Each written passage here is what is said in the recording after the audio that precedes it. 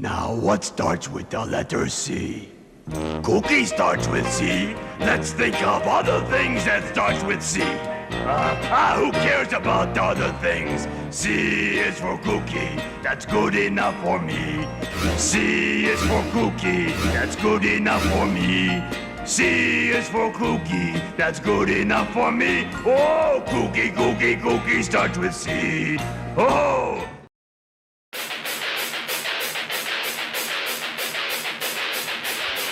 So listen up, maggots! Earth has once again been invaded by shit-eating, bus-fucking, ugly alien scum, and it's up to you to save our planet! This mission is gonna take the best of the best to complete, and won't take any prisoners! The battle will be a long and arduous one! Sissies need not apply! This isn't your pansy-ass daddy's Contra! This mission will take all of your skill and endurance to eradicate the terrorist organization known as Blood Falcon! Do you big fucking Donald waste of spooge have what it takes to master Contra's Shattered Soldier? So let me just start off by stating that Contra Shattered Soldier is fucking hard. Let me also state that Contra Shattered Soldier is fucking awesome. Contra Shattered Soldier wisely ditched the 3D styles that Contra Legacy of War and the Contra Adventure adopted for their PlayStation releases, and revisited the run and gun series side-scrolling paradigm, which made the series such a big hit to begin with. If it ain't broke, don't fix it. Thank you, Konami, because they knocked this one out of the park. Shattered Soldier was developed by the majority of the same team that had a hand in the fantastic Alien Wars for the SNES. That right there should give you a clue to how this one will play out. I'm not going to get into the story on this one cause, let's face it, we don't play Contra for its engrossing tale. Bill Reiser returns once again to battle the latest horde of aliens, this time accompanied by a female cyborg named Lucia. When aliens invade, who better to call than Bill Reiser, right? As soon as the game begins, that familiar feel of classic Contra hits you in the face like a neutron bomb. Within seconds, you're fighting a mid-boss, and then another, and then another. These mid-boss battles are broken up by short, momentary classic Contra side-scrolling sections before yielding to yet another boss. Some may even call Shattered Soldier a boss rush game, and there's not a damn thing wrong with that. In Shattered Soldier, you constantly have 3 different weapons in stock: the machine gun, the flamethrower, and the grenade launcher. These are the guns you will always keep in tow, as there are no power-ups or special weapons to collect throughout the entire game. While some may balk at such a mechanic, let me assure you, it works.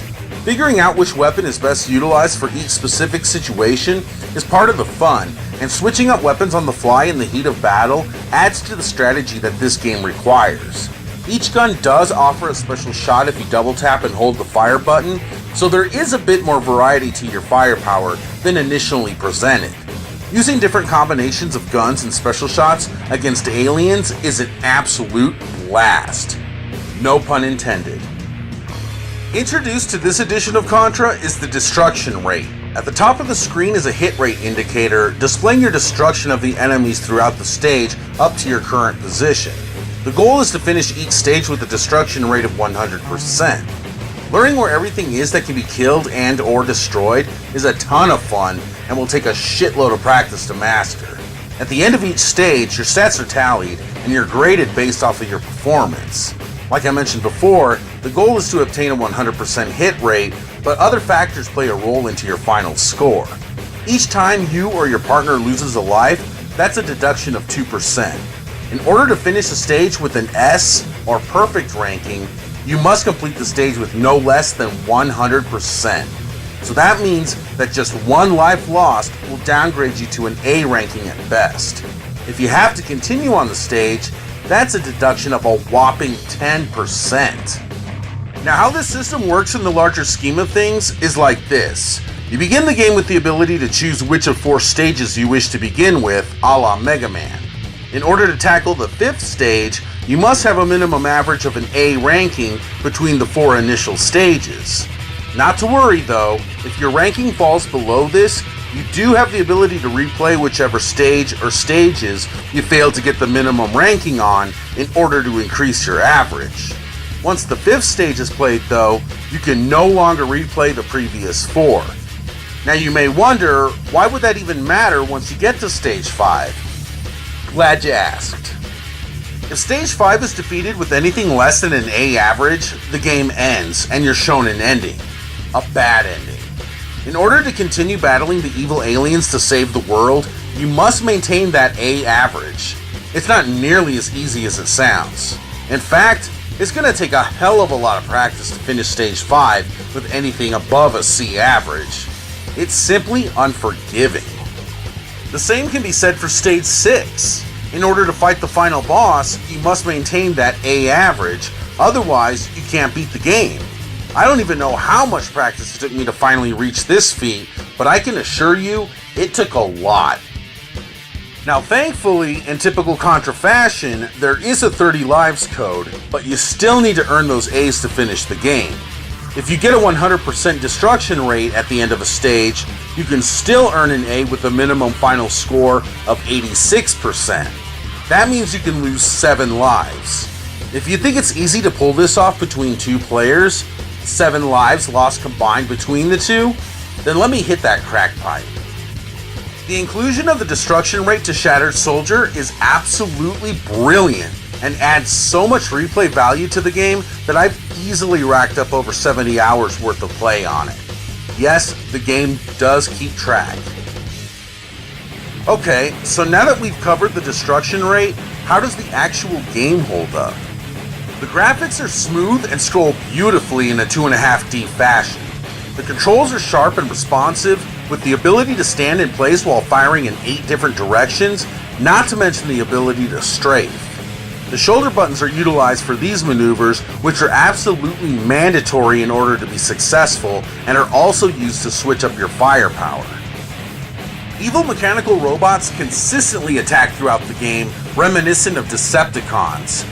Not to mention some of the ugliest, deformed, nastiest creatures that you've ever seen grace the screen as you spray bullets into them, spilling rich green alien blood. And Shattered Soldier pays homage to past Contra games, especially the Alien Wars, by reintroducing several characters, such as the Turtle Boss, amongst others. These unique baddies have patterns in which to memorize, which also ups the replay value. Now, I've heard several gamers express their disdain for memorization in games, which I find kind of humorous, seeing as for the first couple of decades, that's exactly what the vast majority of video games were. Memorization.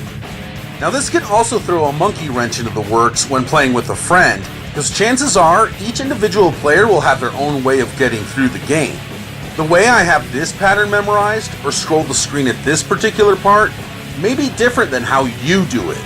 And that can throw both players off. Okay, I'm ready. Let's just scroll the goddamn screen. Oh, I hate that part.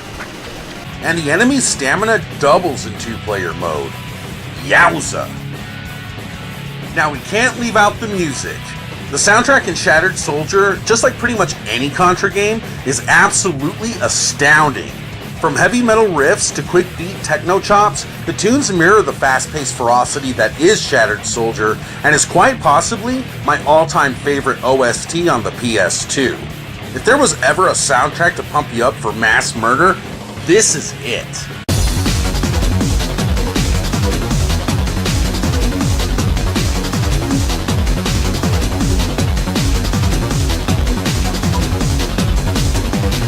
Contra Shattered Soldier just may be my all-time favorite Contra game. I really don't have anything bad to say about it. I still play it fairly regularly and am consistently challenged by it, despite the fact that I've been playing it for 15 years.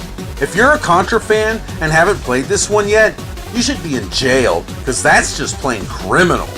The game is dirt cheap, so I recommend it to anyone with a PS2, or 3, because it's also available on the PlayStation Network. Now I know a lot of people feel intimidated by the Contra series as a whole due to its brutal difficulty, and steer clear of these games, and to that, all I can say is, don't be a pussy. Play Contra Shattered Soldier.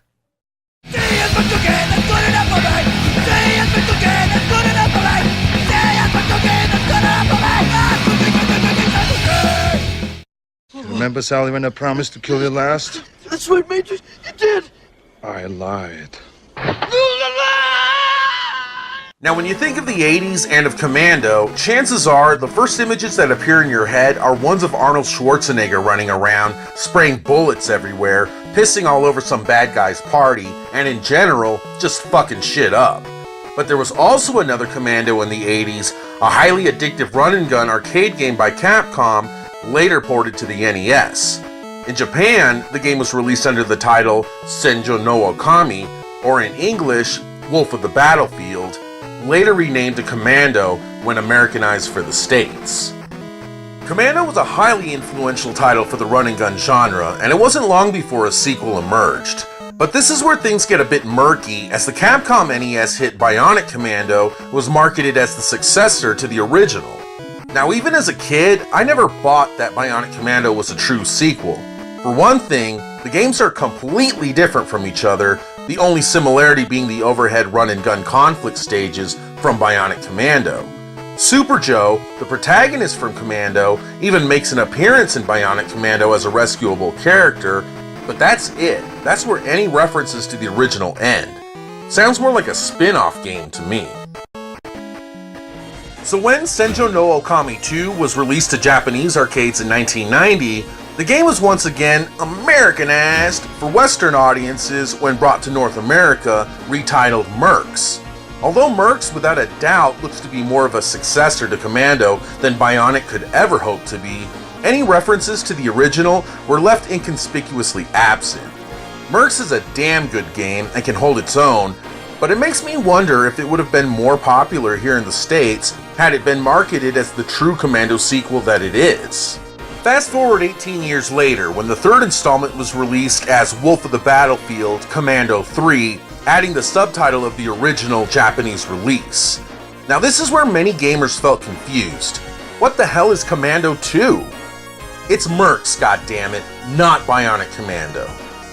Okay, so now that we have that cleared up, let's take a look at the third installment. Commando 3 was released as a digital game for the PS3 and Xbox 360, developed by Backbone Entertainment. Like its predecessor, Commando 3 allows for 3-player simultaneous play, either on the couch or online. You have the choice between employing 3 different characters for your mission.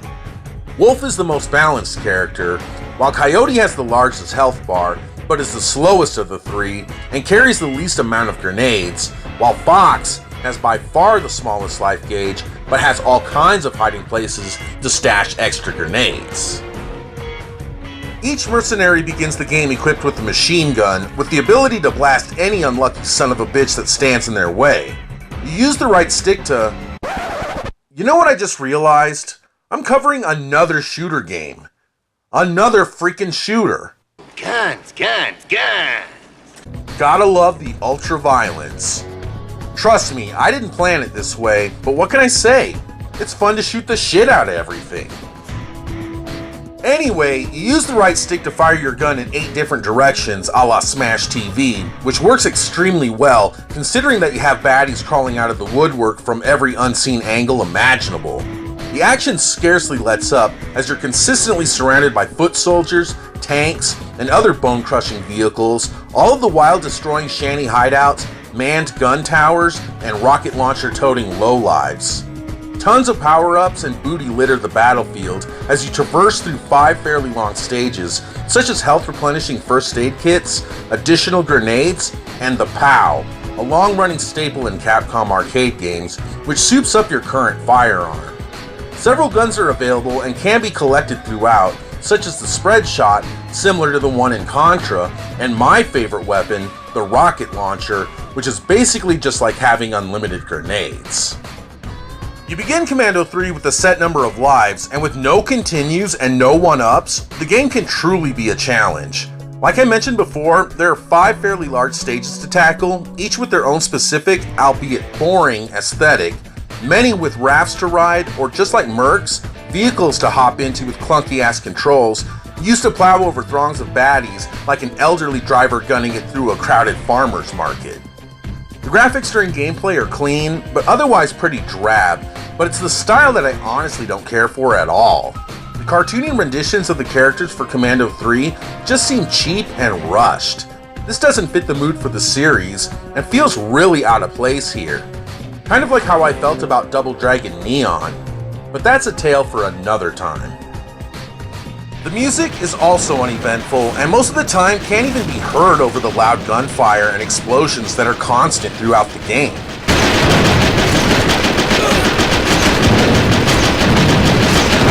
The lack of rocking tunes actually makes me feel a bit lethargic at times, as I feel a game with such intense action requires a soundtrack that mirrors that intensity. The previous game that I covered is a perfect example of this. I want a blistering fast soundtrack that pumps me up for the kill, not this.